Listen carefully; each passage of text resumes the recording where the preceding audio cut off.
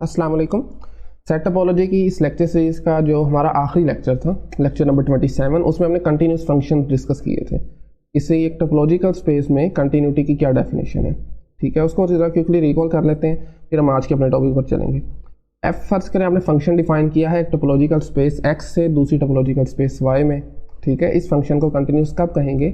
जब वाई के हर ओपन सेट का इन्वर्स इमेज जो है वो एक्स में ओपन हो, यानी कि f inverse of V belongs to x.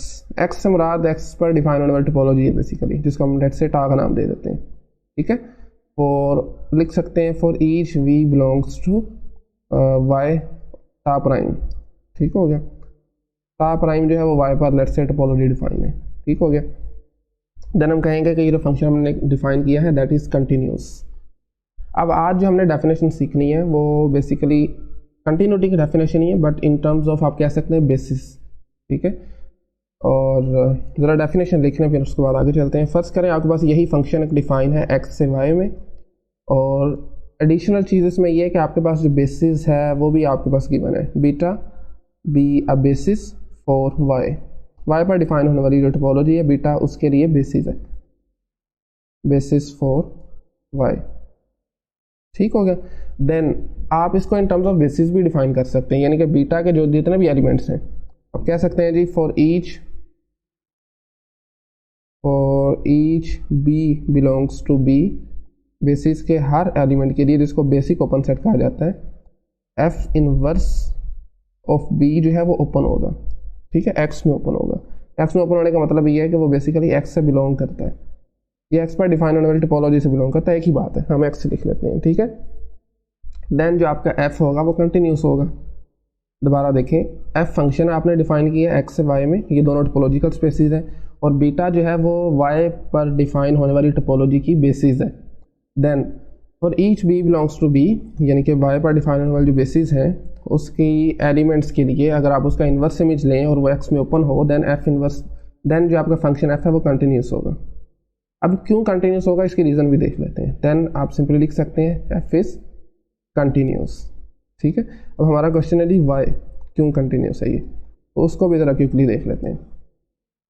Let's say आपके पास एच जो है वो वाई पर डिफाइन होने वाली टोपोलॉजी का एलिमेंट है, ठीक है। H belongs to, let's say मैं लिख देता हूँ टा प्राइम, और टा प्राइम क्या है आप लिख लें यहाँ पर, वाई पर डिफाइन होने वाली टोपोलॉजी है, और एक्स पर डिफाइन होने वाली को टा कह देते हैं, ठीक हो गया। अब आपको पता है एच जो है वो टा प्राइम से बिलोंग कर रहा है, तो एच को हम क्या लिख सकते हैं जी, union of elements of basis, ठीक हो गया। बी आई इसके यूनियन में लिखा जा सकता है क्योंकि बी जो है ये टा प्राइम की बेसिस है, ठीक हो गया। सो अब हमने इस पर एफ इनवर्स अप्लाई करेंगे जब एच पर, तो ये किसके इक्वल आ जाएगा जी,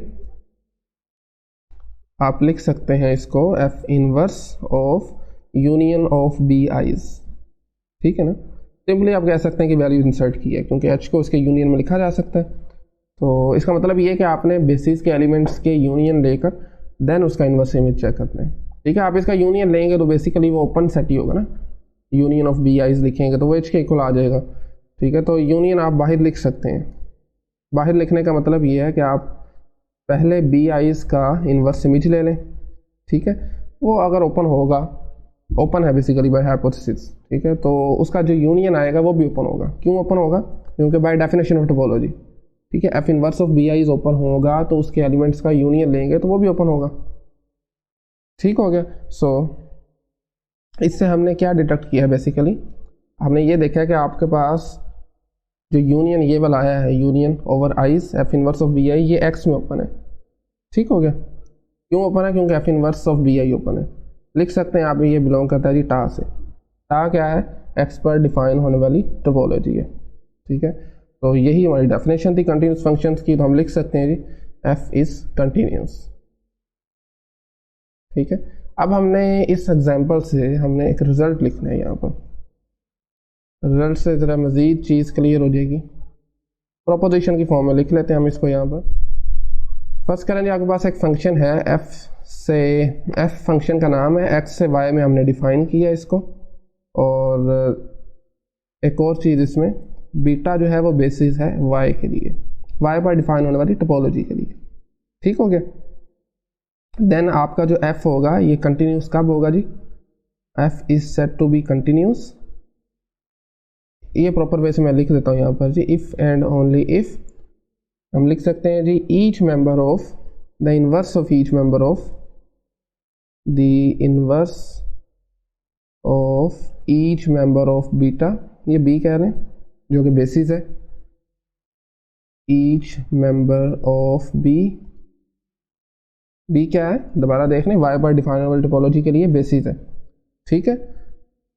each member of B is an open subset of X, is an open subset of X, ठीक है। टा में यानी कि ओपन होगा, टा का पार्ट होगा,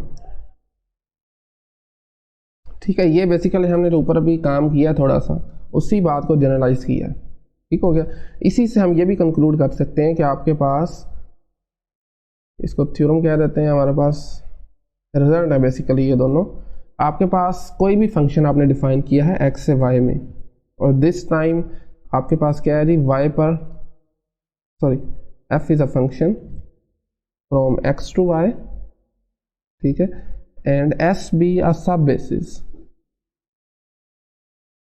एस जो है वो, बल्कि अगर आप इस बात को पहले लिख रहे हैं ना एस बी ए सब बेसिस तो वो ज़्यादा बेहतर होगा। चले खैर, एस जो है आपके पास सब बेसिस है, ठीक है। किसके लिए सब बेसिस है जी, वाई के लिए, ठीक है, सब बेसिस और वाई, ठीक हो गया।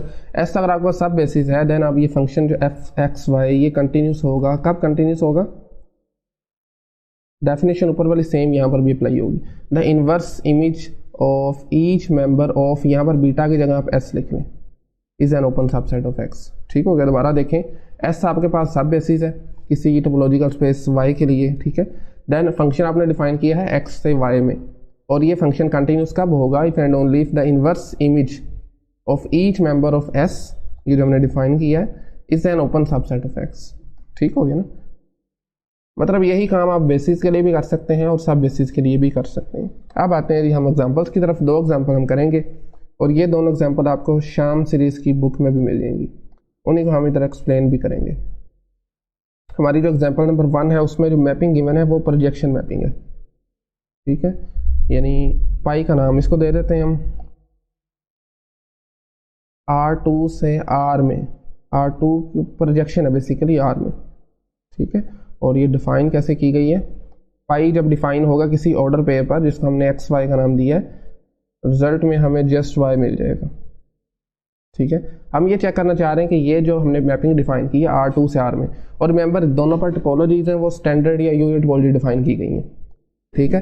यानी कि R पर टोपोलॉजी डिफाइन है जो कि ओपन इंटरवल्स और उनके यूनियन से मिलकर बनती है, और R2 पर किससे डिफाइन की गई है, ओपन रिक्टेंगल्स कह सकते हैं, ठीक हो गया। सो अब हम चेक करना चाहते हैं कि अंडर दिस मैपिंग R2 से R में, और डेफिनेशन उसकी ये है, क्या ये हमारे पास कंटिन्यूस है या नहीं। तो उसके लिए सिंपली डेफिनेशन यूज़ करेंगे हम, और डेफिनेशन यूज़ करने के लिए हमने क्या करना है, इन्वर्स इमेज बेसिकली चेक करना है, ठीक हो गया। इन्वर्स इमेज R पर देखें, ओपन सेट R में कैसे होते हैं, R में ओपन सेट होते हैं जी ए बी की फॉर्म में, ठीक हो गया ना। R में क्या होता है, ओपन सेट होते हैं ए बी की फॉर्म में, और इसी ओपन सेट का हमने इन्वर्स इमेज बेसिकली चेक करना है, पाई इन्वर्स ऑफ ए बी। अगर तो ये इन्वर्स इमेज R2 में भी ओपन आ जाता है तो इसका मतलब क्या है कि हमारे पास जो हमने मैपिंग डिफाइन की है दैट इज़ कंटिन्यूस फंक्शन, ठीक हो गया। तो आप देखें अगर पाई इन्वर्स ऑफ ए बी, बल्कि इसको हम ग्राफिकली देखते हैं, ठीक है, हमारे पास ये कोऑर्डिनेट एक्सिस आ गए हैं, और आप देखें R2 से R में आ रहा है, ठीक है, इसी को हम एक्स से वाई में भी लिख सकते हैं इन जनरल।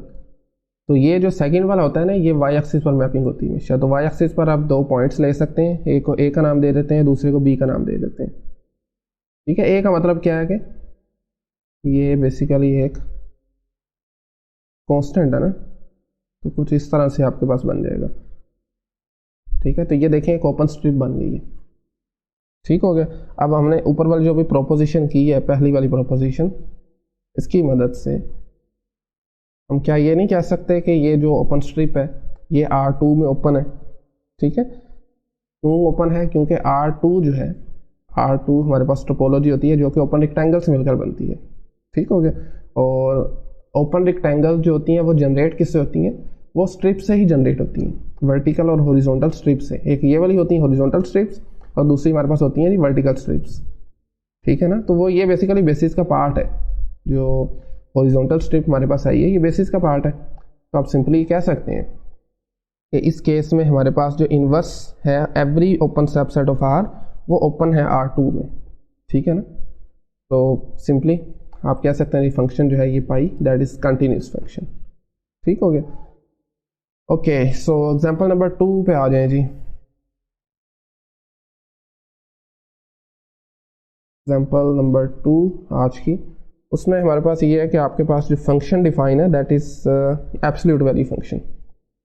ठीक है, f from R to R, real number से रियल पर फंक्शन डिफाइन किया और that is an absolute value function.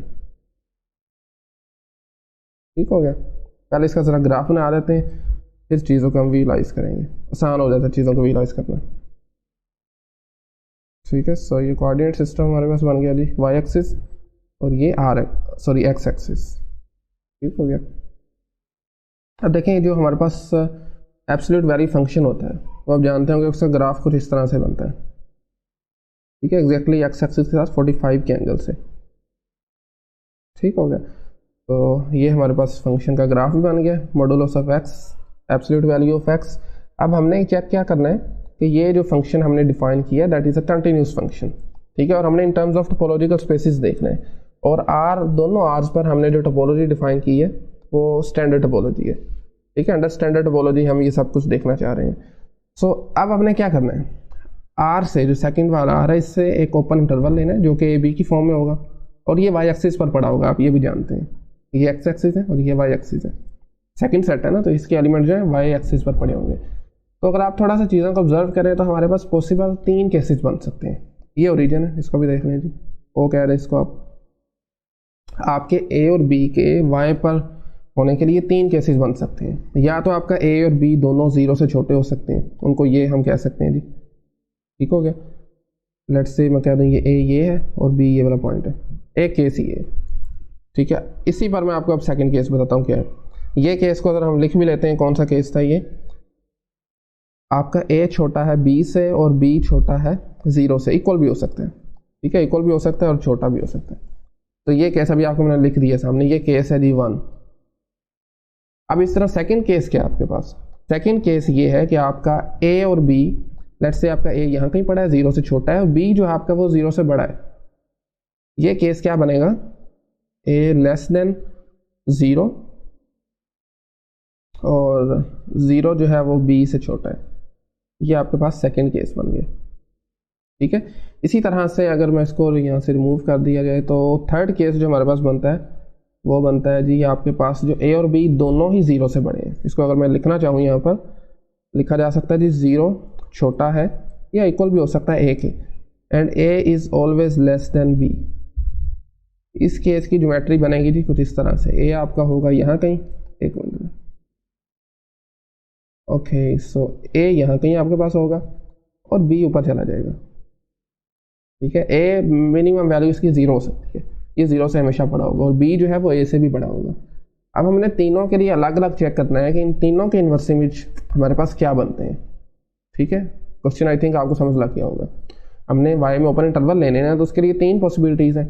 अगर तीनों के लिए इनका इन्वर्स इमेज इन तीनों सेट्स का, इन तीनों इंटरवल्स का आर में पहले वाला जो आर है इसमें ओपन आता है, देन हम इस फंक्शन कहेंगे ये कंटिन्यूस है। पहले केस से हम स्टार्ट करते हैं ज़रा, देखिए पहला केस हमारे पास क्या है। पहला केस आपके पास ये था कि आपके ए और बी दोनों 0 से छोटे हैं, यानी कि बी आपके पास लेट से ये यहाँ ये होने का मतलब है कि आपके पास ये ओपन स्ट्रिप है बेसिकली। ठीक है, और ए लेट से आपका यहाँ कहीं पड़ा हुआ है। ठीक है, अब आप इनफाइनाइट ओपन स्ट्रिप्स लगाते जाएं, ये आपके फंक्शन के ग्राफ पर कहीं नहीं जा रहा, कहीं इंटरसेक्ट नहीं हो रहा। बी पॉइंट है जो आप एक्स एक्सिस के पैरेलल है ना और 0 से छोटा है, ए भी ऐसे ही है। थ्रू आउट आप इन्फिनिटी तक लगाते जाएंगे, कहीं पर भी आपका फंक्शन के ग्राफ से ही मैच नहीं करेगा, तो इसका इन्वर्स इमेज सिंपली आपके पास एम्प्टी सेट आ जाएगा। इन केस फर्स्ट सेट पे हमारे पास केस में आपका जो एफ इनवर्स है वो क्या आ गया, एम्प्टी सेट आ गया। और एम्प्टी आपको पता है ओपन होता है, आर में एम्प्टी सेट जो है वो ओपन होता है। तो अभी तक हमारा जो काम है वो ठीक है। अब आगे आ जाए, मैं चाह रहा हूँ कि इसी के ऊपर ही आपको तीनों करके दिखा दिए जाए। और नेक्स्ट केस जो हमारा था वो क्या था, वो ये था कि आपका जो ए है वो तो 0 से छोटा है, यानी कि यहाँ कहीं पड़ा हुआ है, बट बी आपका 0 से बड़ा है, वो यहाँ पड़ा हुआ है। ठीक है, 0 दरम्यान में, ए छोटा है 0 से और बी 0 से आपका बड़ा है। ए का यहाँ मतलब होने का क्या है, सॉरी ये ओपन स्ट्रिप है, सॉरी ये इनफाइनाइट स्ट्रिप है।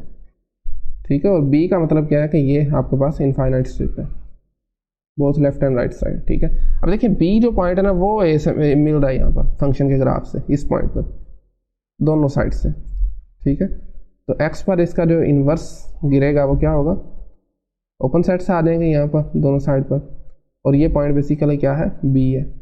ये यहाँ पर माइनस बी आ जाएगा सिंपली, क्योंकि लेफ्ट साइड है ओरिजिन की और राइट साइड पर हमारे पास बी आ जाएगा। ठीक हो गया। सो ये बेसिकली इन्वर्स इमेज आया है सेकंड केस में। तो सेकंड केस में आपके पास जो एफ इन्वर्स आएगा वो क्या आ जाएगा, वो ओपन इंटरवल आ जाएगा जी माइनस बी कोमा बी। ठीक है, माइनस बी कोमा बी। और ये भी आपको पता है आपके पास आर में ओपन होता है। तो अभी तक काम जो है हमारा ठीक चल रहा है। अब थर्ड के लिए हम अलहदा से दोबारा एक सिस्टम जनरेट करते हैं जी, Cartesian coordinate system. Okay, so again graph भी बना लेते हैं हम अपना। ये हमारे पास एब्सोल्यूट वैल्यू फंक्शन का ग्राफ है, F of X is equal to modulus of X. अब देखें जी थर्ड केस जो हमारा क्या कहता है, आपके पास ए और बी जो दोनों 0 से ऊपर है। ठीक है, 0 से ऊपर होने का मतलब ये है कि ए आपका यहाँ कहीं होगा, 0 भी हो सकता है, मिनिमम ये 0 भी हो सकता है, आप 0 के करीब भी कर सकते हैं इसको, एक्जैक्टली 0 भी इन्फेक्ट कर सकते हैं। ठीक हो गया, एंड बी आपका जो होगा वो यहाँ कहीं होगा। ठीक है, ए का मतलब क्या है जी, both left and right side पर आपने इनफाइनाइट स्ट्रिप लगा देनी है। ठीक हो गया, स्ट्रिप तो नहीं कह सकते इसको, बेसिकली एक आप कह सकते हैं ए पॉइंट के पैरेलल एक कांस्टेंट फंक्शन है ना बेसिकली ये। y इज इक्वल टू ए का मतलब क्या है कि ए पर एक लाइन लगा देनी जो कि एक्स एक्सिस की पैरेलल है। ठीक है, and same is with B पर भी आप एक लाइन लगा देंगे जो कि एक्स एक्सिस के पैरेलल होगा। ये y is equal to B line है ना, और इस तरह से y is equal to A line. तो ये बेसिकली एक्स एक्सिस की पैरेलल होती हैं। बहरहाल देखें ये दोनों पॉइंट्स हैं, जो दोनों लाइंस हैं, ये इस फंक्शन के ग्राफ को यहाँ पर टच कर दी हैं। ठीक है, आपने इमेज देखना हो तो आप वाई पर देखते हैं, वाई एक्सिस पर, ये हमारा वाई एक्सिस है और ये एक्स एक्सिस है। लेकिन अगर आपने इन्वर्स इमेज देखना है तो आप रिवर्स आ रहे हैं ना, वाई से एक्स में आ रहे हैं, तो अब आपने वाई से एक्स पर देखना है। तो अगर इस पर परपेंडिकुलर ड्रा किया जाए तो कुछ इस तरह सिचुएशन बनेगी, बिल्कुल इसी तरह यहाँ पर भी और बिल्कुल इस तरह यहाँ पर भी। लेकिन ये बी पॉइंट यहाँ पर आ रहा है और ये इसके कोरस्पॉन्डिंग माइनस बी पॉइंट होगा, और ये वाला ए से माइनस ए आ रहा है। ठीक है, ये ओपन इंटरवल है, बिल्कुल इसी तरह यहाँ पर भी। ठीक हो गया, ये ए पॉइंट है क्योंकि ओरिजिन की राइट साइड पर, और ये वाला जो पॉइंट है बी है। इसमें बेसिकली जो एरिया कवर हो रहा है ना वो ये वाला हो रहा है। ठीक हो गया, और लेफ्ट साइड पर आपके पास ये वाला हो रहा है। तब देखें ये इतना एरिया आया आपके पास एक्स एक्सिस में, और ये वाला एरिया आया। ठीक है, थर्ड केस में आपका जो इन्वर्स बन रहा है वो कुछ इस तरह का बन रहा है, माइनस बी कोमा माइनस ए, और इसका यूनियन ले लें ए कोमा बी से। ठीक हो गया, ये क्या है, ओपन इंटरवल्स के ओपन सबसेट्स के यूनियन में है, तो आपको पता है आर में ये भी ओपन है। तो पहले केस में भी ओपन इंटरवल आया हमारे पास, इन्वर्स इमेज ओपन सेट आया आप कह सकते हैं, दूसरे में भी और तीसरे में भी ओपन है। ठीक है, तो इसका मतलब है हमने जो फंक्शन डिफाइन किया था f from R to R, और डेफिनेशन क्या थी इसकी, मॉडुलस ऑफ एक्स, ये एक कंटिन्यूस फंक्शन है। ठीक हो गया, ओके। सो आई थिंक आज यहीं पे फाइंड आउट करते हैं। इंशाल्लाह नेक्स्ट लेक्चर में भी कंटिन्यूटी से रिलेटेड ही कुछ मज़ीद चीज़ें डिस्कस करेंगे। तो थैंक यू वेरी मच।